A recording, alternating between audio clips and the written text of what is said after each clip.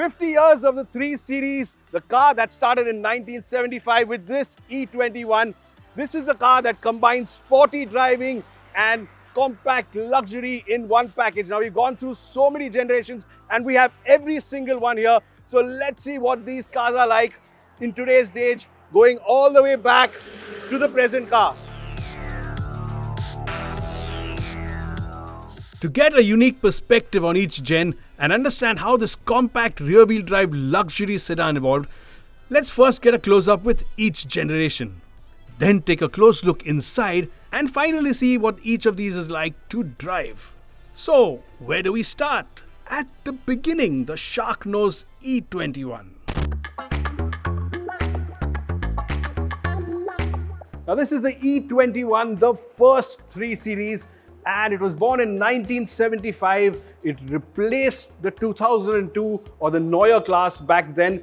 That was a car that saved BMW, and this one that became the 3 Series elevated it to an all-new level. And that there is the first car.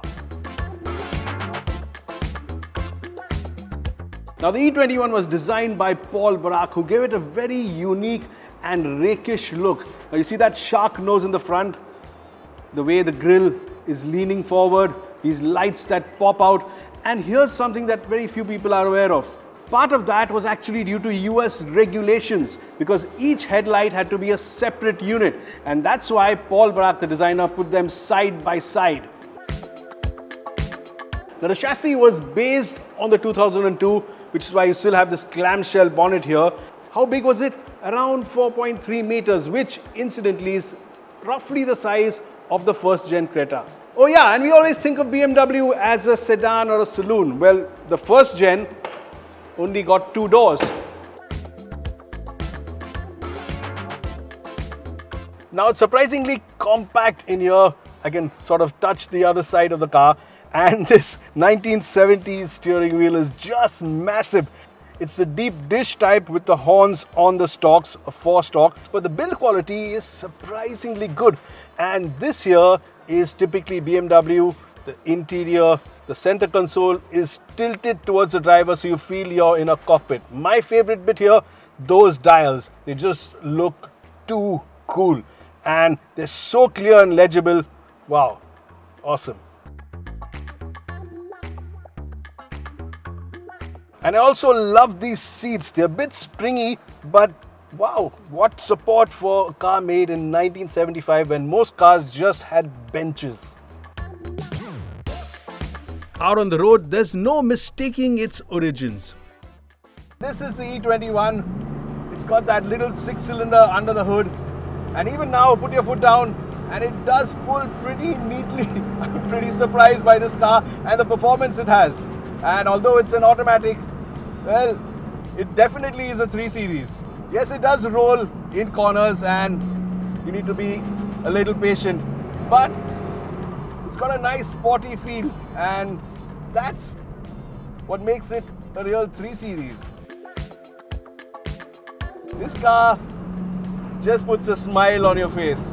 6-cylinder engine, rear-wheel drive, sporty chassis, and look at the way it's handling this corner. It's enthusiastic and it's encouraging me to go quicker and drive faster. And well, that's just the DNA of the car. That's how it's been set up. And that's what made the 3 Series special. Up next, the Gen 2, the E30, the legend. Now this is the first 4-door 3 Series, believe it or not. Of course, that's the E30. And this car belongs to someone we all know very well. It's also pretty special because this has a 6-cylinder under the hood, a large 6-cylinder. It's a 325i, and that means plenty of power, performance, and that rear wheel handling fun. Now the styling evolved from the E21, but here you can see a more compact, tighter, and probably much more iconic design. The way everything is compressed into one block. Well, that's the E30 for you, probably the most iconic 3 Series. Now this was also the 3 Series that got the first M3. Interesting fact, while this has a 6-cylinder, the M3 of this generation had a 4. The insides are just iconic. Now absolutely gorgeous steering wheel. This 3-spoke is so sporty and for its time modern. And these dials have evolved from the E21. And the design sort of remained the same for around 30 or even 40 years.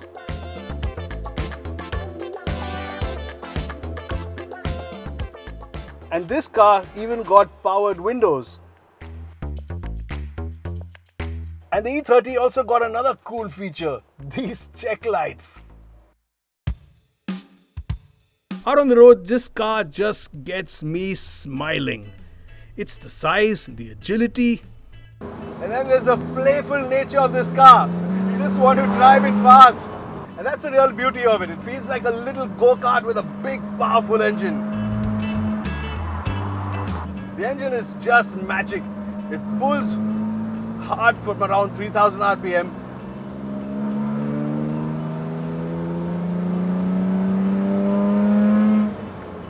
Just love that exhaust note.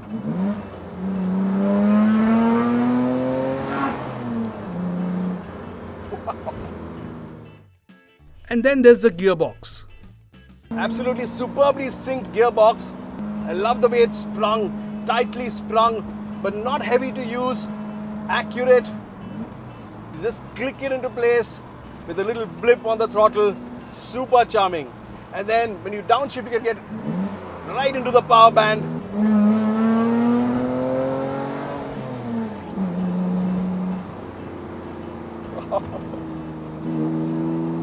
Just turns so naturally. You don't need much movement on the steering wheel, just flick it in and it's into the corner. I'm not sure what's more special, that brilliant 325 engine or this playful demeanor.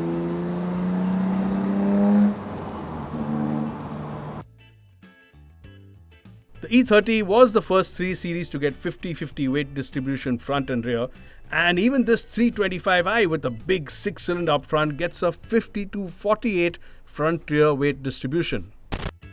Up next, the E36. Now BMW wanted to widen the appeal of their next generation, the E36 that came out in 1990, and this car was sporty as well as luxurious. It was a bit more fleshed out on the inside. And it came with 5 body styles. Let's see if we can get all of them. Sedan or saloon, coupe, convertible, an estate, and a hatchback with a compact rear. And this was the first 3 Series that also got an independent rear suspension. BMW called it the Z-Link. And don't forget to check out this unique side skirt. It was there on every E36. And the E36 generation was the one that also got the first M3 with a straight 6 under the hood. Of course, still rear-wheel drive. It was also more grown up on the inside and has an identity all its own. Look at the dash and you know immediately this is an E36. You have these vents incorporated into the instrument panel cluster and a nice chunky feel. This is also the first BMW that comes with this elbow box that incorporates a notch here so that you can pull the handbrake up. Isn't that cool? And that went on for quite a few years. But is this an elbow box? No. And what's this?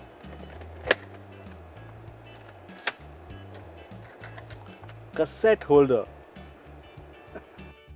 Some last-minute mechanical anomalies meant we had to go with another E36, and this one has a straight 6 diesel.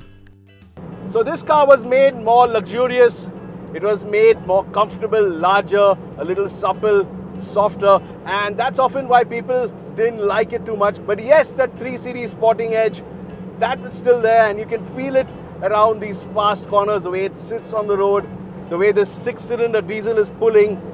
It really does tell you that although the 3 Series DNA was diluted to some extent with this car, you could still feel that focus on driving pleasure. It's getting more and more popular, and that's because when you drive it, you realize it still has some of that sporting DNA. The way it loads up in corners, well, that's really a 3 Series. And yes, it still has some of that mojo.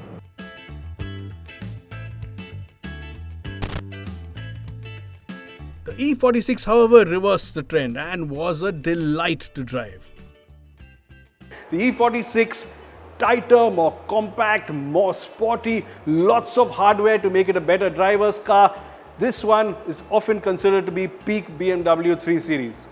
So how did BMW make it better to drive? Well, there were aluminium components in the suspension, there was better toe control for the rear suspension. Now, with all the accolades it earned, this car sold 3.3 million units, and that for a compact luxury car is quite a bit. In fact, BMW did so well with this car, they could expand their range into other products. And this was also the first 3 Series we featured in Autocar India. I remember clearly at the time driving the car and going, yes, this is the best driving sedan or saloon I've ever driven. Remember Chris Bangle of 7 Series frame? Well, he did this car as well. And this here is one of the signature styling elements. Now, this dash isn't quite in your face, but when I see this, all I remember is the M3, those 2 dials chopped off at the bottom, this steering wheel which protrudes out and has these buttons on the wheel. Of course, the gear lever, the manual is still there, beautifully delicious, the shift, and the power window switches are still on the central console. Of course, this also gets the elbow rest with space for the handbrake. And it also gets this switch, DSC. Get behind the wheel and you realize why this is such a favorite. This is the E46, BMW's comeback car after the softer 36, and with this little 2-litre 6-cylinder under the hood, its rear-wheel drive handling, its balance. Yeah, it was a car that brought back the mojo to the 3 Series. Turbine-like smoothness from the 6-cylinder, and the faster you spin it, the nicer it gets. Wow! Small cylinders, they make a big difference to how rev happy the engine is, and this one is just addictive. What's also great is that it's a manual, a typically light, direct and quick gearbox, and then you pull it past 6. You've forgotten just how much fun these cars are. It's bigger and heavier, so it doesn't feel as playful as a E30, but it has great grip and balance, and that's what makes the difference. Onwards and upwards to the first 3 Series officially sold in India. Now, the E90 is a familiar face. It was the first 3 Series to come to India officially, and this one graced our cover. It was our exclusive story, and we broke the news and the drive to the rest of India. Now, when it came to India, we got 3 engines, the 20i, the 20d, and the piece de resistance, that silky smooth, high revving 325i, which was just unforgettable. Now, the early cars that came to India were very stiff, very sporty but stiff, and BMW later evolved into a more comfortable setup. The car later came with an even more powerful straight 6, it was called the 330i, and that car, the early cars came with a hydraulic steering, loads of power and great handling. The later cars, however, came with an EPS, an electric power steering, and if you're looking to buy one of these, make sure you get the hydraulic steering. The E90 is also famous for its M3 version. This one is the only one that got that howling V8, and that car is extra special if you can find one.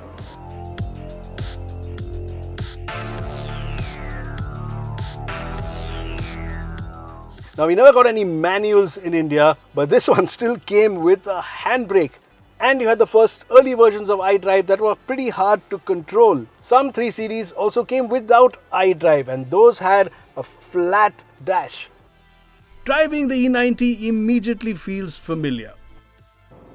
It just feels like an old friend. This is a car we've driven a lot, and with this delicious steering and the punch from that 2-litre diesel, wow, it brings back great memories, and it reminds you that this is still a great driver's car. Now, this car encourages you to drive quicker and quicker, and that's the essence of the 3 Series.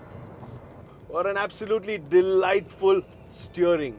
Just so much feel, and this is the electric version. I can't even imagine how much better the hydraulic one would have been. The ride is actually good, it's comfortable, it rides over things nicely, and it feels nice and solid even after all these years.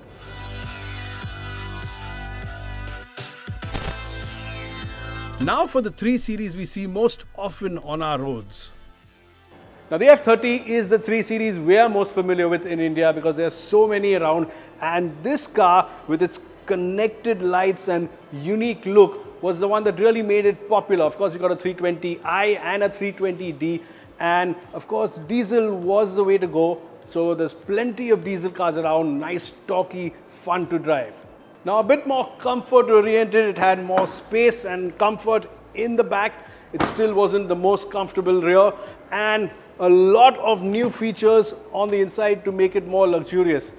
The top of the range car sold in India was the 328, and that was a 4-cylinder with a twin scroll turbocharger. You never got a 6-cylinder in this standard car. The M3, which is one of the finest handling M3s, definitely got a 6-cylinder, and that's another one to keep an eye out for.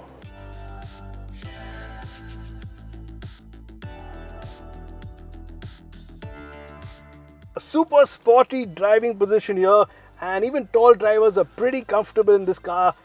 Also, this car still gets a handbrake, but there's the rocker switch for sport and comfort. Sport, Comfort, Eco Pro, and this rocker switch was just a delight to use. You didn't need to take your eyes off the road. All you do is feel for it, press it, and go. And here's a fun fact. When the F30 was launched, it came without a sunroof, and BMW had a tough time selling those cars. The cars that came later all had sunroofs. This was an era when steerings were made lighter and lighter, and BMW had to respond. Now this one is a bit lighter in feel, a bit lighter to drive than the E90, and especially at low speeds, you don't get that feeling that it's hunkered down on the road. But once you drive it a bit quicker, it does feel more agile, and that fun to drive, playful nature does come through. And once you get into a corner, the steering does have much more feel and connect. What's also pretty nice is this 2-liter diesel. The gearbox is super quick, and put your foot down and just takes off. This car also has the Sport Plus mode from this toggle switch here, and that makes the driving even more interesting. And that brings us to the car we have today. The big success, of course, is the long wheelbase 3 Series, but there's also this, the 340i, and that comes on a regular wheelbase. And here we are 50 years down the line with another 3 Series, and this one is the 50-year edition. This is limited in India. It's 1 of 50, this car, and you get these special badges with the 50-year badge on the B-pillar. What a journey, what a long journey, but the focus of this car, the sporty nature, that's still there, and this one, of course, is a 340i. The 50 edition features special badging and of course that 374 horsepower 3-liter twin-turbo inline 6. Now 50 years later, we have this big powerful straight 6, turbocharged. The DNA of the E21, that first 3 Series, is still there in this car. It's something that sets this car apart and why owners have so much more of a connect with it.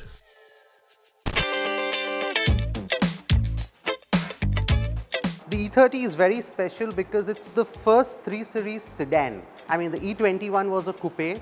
This was their first sedan. And in fact, this was the most powerful 3 Series that they made back in the day. So this car really defined, what a sports sedan has to be. This car really made me fall in love with modern classics. So it's absolutely analog, no screens and no driver aids. So it's absolutely brilliant. In fact, Mr. Jangir Nicholson, who raced this car, and this car won many races, including national racing championships, he disconnected the ABS back in the day because the ABS was very intrusive. So we still haven't reconnected the ABS.